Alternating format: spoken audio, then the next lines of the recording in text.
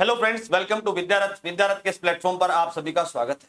आज हम बात करते हैं हरियाणा के अंदर जो एडीए की भर्तियां निकली हुई हैं, एडीओ की भर्तियां निकली हैं, treasury officer, assistant treasury officer, executive officer, या फिर यूपी एपीओ की तैयारी आप लोग कर रहे हैं।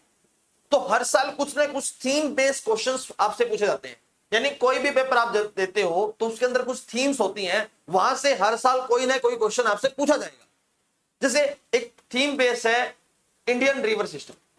हर साल रिवर सिस्टम से एक सवाल पक्का आएगा और उस सवाल को आपको करना ही होगा। अगर आपने वो छोड़ दिया, क्योंकि वो बहुत आसान सवाल होता है, जो बच्चा उस सवाल को बहुत आसानी से कर लेगा उसके लिए बेनिफिट है।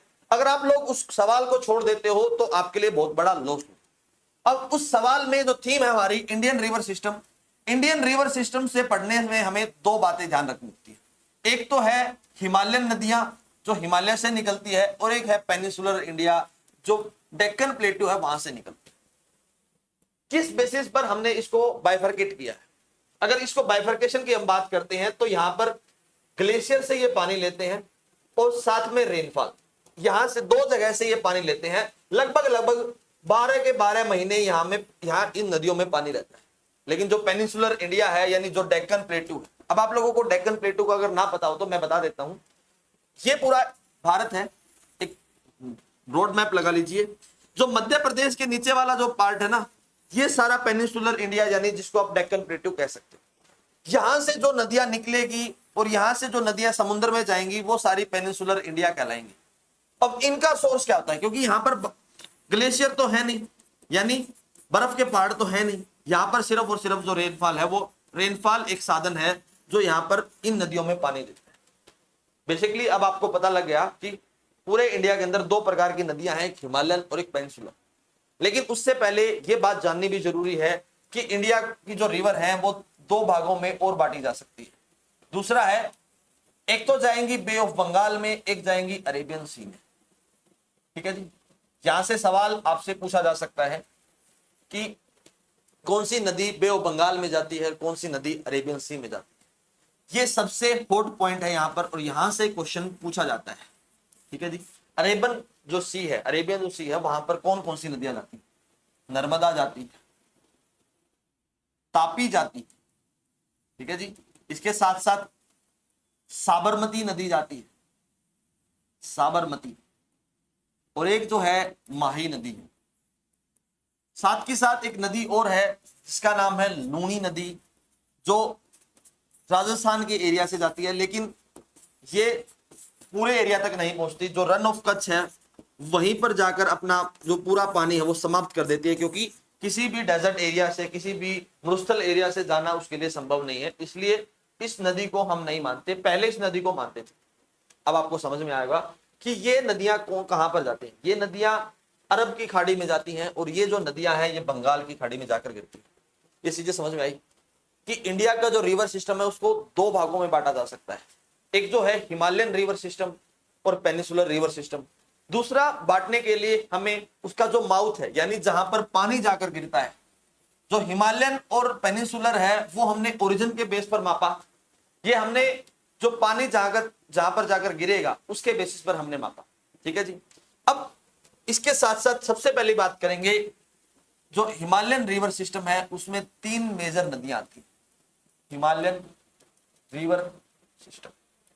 और 3 मेजर जो नदियां हैं उसमें सबसे पहला नाम है इंडस नदी, ठीक है। दूसरा नाम आता है गंगा, और तीसरे नंबर पर आती है भाई, बेसिकली मैं आपको बताऊं तो ब्रह्मपुत्र, ब्रह्मपुत्र। ठीक है जी। आई थिंक चीजें समझ में आई। अब सबसे पहले आज हम बात करेंगे, जो हमारा थीम रहता है वो है गंगा। गंगा से सवाल पूछा जाएगा, और गंगा से सवाल इस तरीके से पूछा जाता है कि लोग ये नहीं पता लगाते कि इसका आंसर कैसे होगा और किस तरीके से हम इसको सोल्व कर पाते। गंगा जो है बहुत सारे दोआब बनाती। अब आप लोगों को ये नहीं पता होगा कि दोआब क्या होता है। गंगा के दोआब है, कोई भी दो नदियां उसके बीच का एरिया दोआब कहलाता है। लाइक मान लीजिए ये गंगा है, भाई गंगा है, मानोगे इसको, पर इसके साइड बाई साइड यमुना आती है। ठीक है जी। जो आगरा के एरिया से जाती है और इलाहाबाद में जाकर गिरती है, वही जहां पर महाकुंभ हुआ था। Is it clear? ये जो एरिया है ये दोआब है, ठीक है जी। और ये जो एरिया है ये प्रयाग है। गंगा के द्वारा बहुत सारे दोआब और प्रयाग बनाए जाते हैं, बहुत सारी नदियों के साथ वो मिलकर बनाती है। जैसे यहां पर राम गंगा है तो ये भी गंगा का दोआब हो गया। समझ में आया? ठीक है, आगे कंटिन्यू करते हैं। सबसे पहले गंगा पंच प्रयाग बनाती है भाई, ठीक है। आप लोगों को पता होगा कि ये पंच प्रयाग होते क्या हैं, लेकिन उससे पहले हमें यह बात जाननी जरूरी है कि गंगा का नाम जहां से ओरिजिन होता है वहीं से गंगा होता है। गंगा के बहुत सारे नाम हैं, लेकिन जो मेजरली हम गंगा को मानते हैं वो हरिद्वार से मानते हैं। हरिद्वार से 30 किलोमीटर पहले, 30 किलोमीटर पहले गंगा देवप्रयाग बनाती है।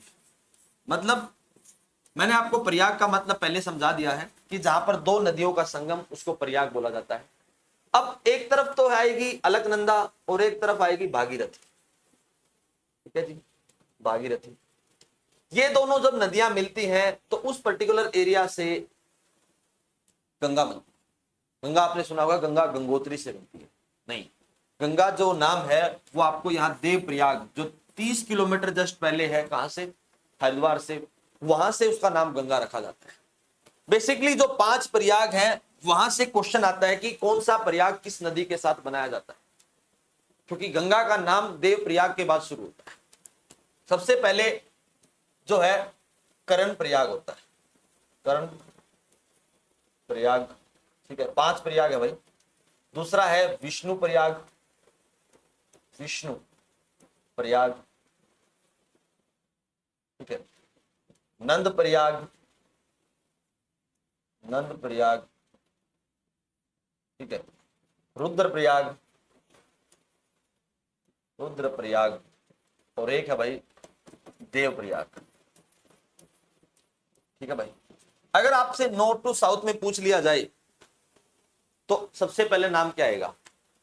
सबसे पहले जो नाम आता है वो विष्णु प्रयाग आता है, फिर कर्ण प्रयाग आता है, फिर नंद प्रयाग, रुद्र प्रयाग एंड देन देव प्रयाग। लेकिन यहां एक चीज आसान करने के लिए एक चीज कॉमन रहती है। जब मैंने आपको बताया कि प्रयाग का मतलब दो नदियों का संगम, अगर दो नदियों का संगम है तो इन सभी 5 प्रयाग में एक नदी कॉमन है, नाम है अलकनंदा, अलक NAN, अलकनंदा। बेसिकली मेरे कहने का मतलब है कि यहां पर जो नदियां हैं वो हर बार अलग है, लेकिन एक जो कॉमन नदी है वो है अलकनंदा। मैंने आपको बताया था कि देवप्रयाग में भागीरथी, भागीरथी जो नदी है वो अलकनंदा के साथ मिलकर रुद्रप्रयाग बनाती है। आप इसको इस तरीके से याद कर सकते हो, बीडी, यानी समझ सकते हो हरियाणवी लैंग्वेज में, किसी भी लैंग्वेज में जो बीड़ी होती है, सिगरेट का एक छोटा रूप बीडी, उसको इस तरीके से याद सकते हो, यानी भागीरथी और अलकनंदा। अगर आर आए यानी रुद्रप्रयाग आए तो आप इसको इस तरीके से याद कीजिए, मिस्टर, मिस्टर अलकनंदा। मिस्टर का मतलब अलकनंदा के साथ यहां पर आएगा Mandakini, Mandakini. Is it clear? एक और चीज मैं बताऊं, अगर यहां पर कुछ बातें और कर लेते हम, ठीक है। NN, N को N से जोड़ दीजिए, नंद प्रयाग और नंदाकिनी, नंदाकिनी, ठीक है जी। इसके बाद है के, करण प्रयाग। पीके मूवी देखी आपने? पीके, वही पीके, पिंदर, ठीक है जी। अगला है वी, देव। तो क्या आ गया भाई? धौली गंगा, धौली गंगा। समझ में आया जी 5 प्रयाग का नाम? समझिए किस तरीके से अगर मैं यहां पर मैच करूं, ठीक है। देखो चीजें समझने में, अगर आपने ये थीम समझ ली कि किस तरीके से गंगा से कोई क्वेश्चन पूछा जा सकता है, 10 से 15 मिनट में आप इसको बहुत आसानी से कवर कर सकते हो। एक तरफ से आई अलकनंदा, धौली गंगा, नाम हो गया विष्णु प्रयाग, ठीक है जी। उसके बाद यहां से आगे चली, इसमें आई पिंदर, नाम हो गया Karnaprayag. Is it clear? समझ में आया कि नहीं आया भाई? इसके बाद ये आगे जब चलती है तो इसमें नंदाकिनी मिलती है, नंदाकिनी, ठीक है जी। नंद प्रयाग, नंद प्रयाग, यहां तक क्लियर हुआ। इसके बाद इसमें आती है मंदाकिनी, रुद्रप्रयाग, रुद्रप्रयाग, और देन लास्ट में ऊपर से आती है गंगा, गंगोत्री से निकलने वाली भागीरथी, ठीक है। ये है भाई भागी। Is it clear? ये चीजें समझ में आई? ये है जो नदी है, ये भागीरथी है, भागीरथी। इतनी आसान भाषा में आपको कोई नहीं समझाएगा। अब गंगा यहां से आगे चली, और जब गंगा आगे यहां से चलती है तो ये जो देवप्रयाग था इससे आगे चलती है, यहां पर आता है हरिद्वार। वही हरिद्वार भाई, बहुत फेमस जगह है हरिद्वार, ठीक है। यहां से जैसे आगे चलेगी वो गंगा अब आगे चलती जाएगी, लेकिन इसके साथ साथ एक नदी जो है पैरेलल चलती है, जो इसकी ट्रिब्यूटरी कहलाती है। ट्रिब्यूटरी और डिस्ट्रीब्यूटरी को पहले ही समझ लेते हैं कि ट्रिब्यूटरी क्या है और डिस्ट्रीब्यूटरी क्या है। ट्रिब्यूटरी होती है उसकी सहायक नदी। मान लीजिए मैं ज्योग्राफी पढ़ा रहा हूं, तो ज्योग्राफी में मेरा कोई सहयोग अगर करता है तो मेरा सहयोगी होगा, तो उसी तरीके से उसको ट्रिब्यूटरी हम बोल सकते हैं, यानी उसको सहयोग करने वाली, जो अपना पानी स्वयं दूसरे को दे, उसको बोला जाएगा ट्रिब्यूटरी। और डिस्ट्रीब्यूटरी क्या होता है? मेरे ज्ञान से वो अपना ज्ञान ले ले, यानी कहने का मतलब क्या है कि मेरा जो पानी है उसमें से अगर कोई मेरे से पानी लेगा तो वो मेरे लिए डिस्ट्रीब्यूटरी कहलाएगा। तो इसकी एक सबसे बड़ी ट्रिब्यूटरी है जो यमुना यमुनोत्री से निकलती है, वो आ गई, यमुना यमुनोत्री से निकली। अब बेसिकली क्वेश्चन कहां आता है? बेसिकली जो क्वेश्चन आता है कि वो उसकी लेफ्ट बैंक ट्रिब्यूटरी है या फिर राइट बैंक ट्रिब्यूटरी है। भाई ये क्या चीज है भाई, लेफ्ट बैंक और राइट बैंक? कहने का मतलब जैसे आप दाएं और बाएं किसी भी गाड़ी चलाते हुए समय करते हो, तो वहां यहां भी वही सिस्टम, वो दाएं से आएगी या बाएं से आएगी, वो सबसे बड़ी बात है। अब जो राइट बैंक ट्रिब्यूटरी है वो है यमुना। यमुना की एक छोटी सी ट्रिब्यूटरी है टोन्स, टोन्स, जो उत्तराखंड और हिमाचल के एरियाज में मिलती है, एचपी। अब अगली जो नदी है वो दिल्ली क्रॉस करके, आगरा क्रॉस करके वहां पर एक नदी मिलती है, उसको नाम है चंबल। भाई चंबल के डाकू आपने बहुत सुना होगा, ये वही चंबल है जो राजस्थान के अंदर, चंबल जो है लाइफलाइन कहलाती है राजस्थान के लिए, क्योंकि चंबल जो लगभग राजस्थान के 21 जिलों से होकर गुजरती है। समझ में आया? ठीक है जी। चंबल के साथ नदी आती है सिंध, ठीक है, जो यमुना में मिलती है। उसके बाद आती है केन और बेतवा, ये है केन, ये है बेतवा, और ये आ गया भाई सिंध, ठीक है। केन बेतवा प्योरली आपको मध्य प्रदेश के रीजन में देखने को मिलेंगे। वही केन बेतवा है जिसके ऊपर इंटरलिंकिंग प्रोजेक्ट की बात चली हुई, इंटरलिंकिंग प्रोजेक्ट। यहां से हर साल एक क्वेश्चन आता है, हर साल रिवर से एक क्वेश्चन आता है, लेकिन आप लोगों को तैयारी करनी पड़ेगी। मैं फिर एक बात दोहरा रहा हूं, अगर कोई बच्चा हमारी एंड पर हमसे कोई कोचिंग लेना चाहता है, हमसे कोई अपनी क्लासेस करना चाहता है, अपना सिलेबस करना चाहता है, वो इस नंबर पर कांटेक्ट कर सकता है भाई। उसको पूरा सिलेबस करवाया जाएगा, उसको रिकॉर्डिंग क्लास भी दी जाएंगी, ठीक है। डेली अगर कोई लाइव अटेंड करना चाहता है तो शाम को 6 बजे 6 PM पर उसकी रोज डेली क्लास होगी। उसको नोट्स भी मिलेंगे और भाई कंसाइज उसको टेस्ट भी देना होगा, यानी मॉक टेस्ट जो है वो आपको देना होगा, ठीक है जी। क्लियर करें? अब तक क्लियर है? ये चीजें क्लियर हुई? ये चलो भाई इसके आगे कंटिन्यू करते हैं। एक नदी आती है सोन नदी, जो डायरेक्ट गंगा में मिलती है। कहने का मतलब ये हुआ, अगर मैं आपसे पूछूं कि राइट बैंक ट्रिब्यूटरी गंगा की कौन है, यानी जो दाएं ओर से आती है, वो बेसिकली एक तो है यमुना और दूसरी है सोन। सिर्फ और सिर्फ 2 ट्रिब्यूटरी हैं, यानी 2 सहायक नदियां हैं। लेकिन आप लोग कहोगे कि ये सारी क्या है?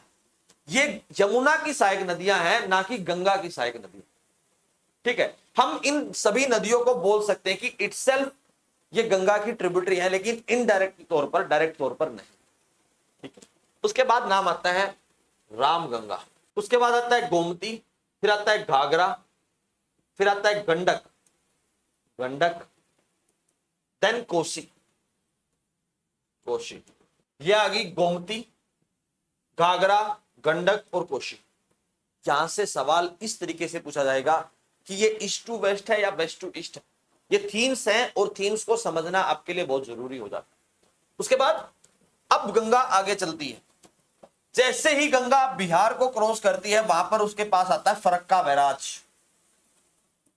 उस फरक्का बैराज में एक डिस्ट्रीब्यूटरी निकलती है, नाम है हुगली नदी। ये वही हुगली नदी है जो कलकत्ता से पास आउट होती है, कलकत्ता के अंदर से निकलती है और जाकर बे ऑफ बंगाल में जाकर गिर जाती है। अब गंगा आगे चली, यानी बांग्लादेश के अंदर चलती है। बांग्लादेश में उसका नाम एंटर होते ही पद्मा हो जाता है। पद्मा होते ही उसको ब्रह्मपुत्र नदी मिलती है, जो कि ब्रह्मपुत्र का नाम बांग्लादेश के अंदर मेघना होता है। पद्मा और मेघना मिली, अब नाम बन गया मेघना।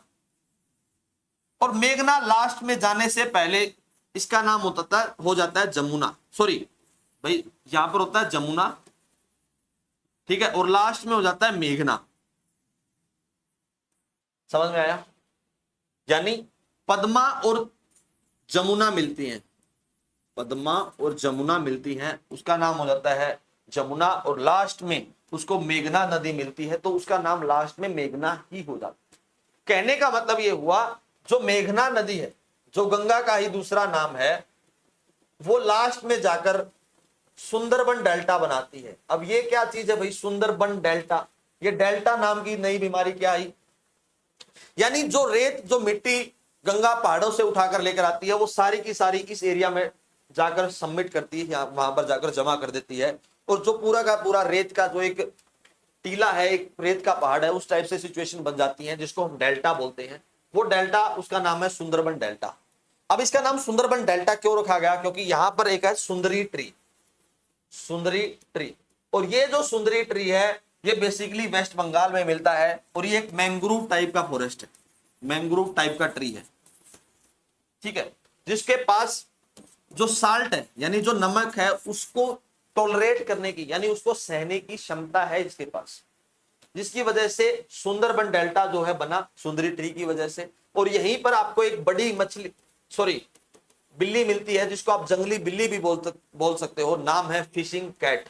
और यही फिशिंग कैट जो है वेस्ट बंगाल की क्या है, एनिमल, स्टेट एनिमल है भाई। यहां पर मिलता है royal Bengal tiger, royal Bengal tiger. और यही रॉयल बंगाल टाइगर जो है हमारा नेशनल एनिमल है, ठीक है। ये थी गंगा, और गंगा से हर प्रकार का क्वेश्चन पूछा जाता है। लेकिन एक सवाल यहां पर रह गया गंगा से रिलेटेड, कि गंगा की लेंथ कितनी है? 2525 सबसे बड़ी लेंथ है गंगा की, इंडिया के प्रोस्पेक्टिव से। अगर यहां पर मैं बात करता हूं गंगा की इतनी बड़ी लेंथ है, तो लगभग मैक्सिमम जो पार्ट है यूपी से जाता है, लगभग 1470 किलोमीटर। इतना समझ में है? अब सवाल क्या आता है? सवाल एक ये भी आता है कि सबसे बड़ा बेसिन एरिया किसका है? गंगा का। सॉरी, बेसिन एरिया किसका है? वो है गंगा का। अब ये बेसिन एरिया क्या चीज है? मान लीजिए ये कोई नदी है, ये पानी यहां से भी ले रहा है और ये पानी यहां से भी ले रही है, तो ये सारा का सारा जो है इतना बड़ा बेसिन एरिया हो गया। यानी वो नदी जो अपना पानी, यानी जो एरिया है जहां जहां से वो पानी कलेक्ट करती है, उसको बेसिन एरिया बोला जाता है। और गंगा का जो बेसिन एरिया है पूरे इंडिया के हिसाब से सबसे बड़ा है। ये है गंगा। और गंगा के बाद हम बात करते हैं इंडस नदी पर, जहां पर मैं आपको बताऊंगा कि इंडस में क्या क्या इंपॉर्टेंट बातें। इसी प्रकार जो थीम बेस्ड क्वेश्चंस हैं वो आपके लिए हम डिस्कस करेंगे। लेकिन जो बच्चा हमारे साथ एक डेडिकेटेड तौर से तैयारी करना चाहता है, उसको भाई इस नंबर पर हमें संपर्क करना होगा, और सारी की सारी जो जानकारी है वो आपको प्रोवाइड करवा दी जाएगी। हर एक नोट्स, मॉक टेस्ट, सब कुछ आपको प्रोवाइड करवाया जाएगा, रिकॉर्डिंग आपको प्रोवाइड करवाई जाएगी। और जो रिकॉर्डिंग्स है वो ये नहीं है कि आप एक बार देख सकते हो, 2 बार देख सकते हो, अनलिमिटेड टाइम है। और जिसकी जो लास्ट में, अगर आप सोचोगे 2 नवंबर तक उसका वो रहेगा, नहीं भाई, 2 नवंबर के बाद उन सभी वीडियोस को आपके लिए रखा जाएगा, आपके लिए फ्री ऑफ कॉस्ट ही रखा जाएगा। आप कभी तक उन वीडियोस को देख सकते, ठीक है।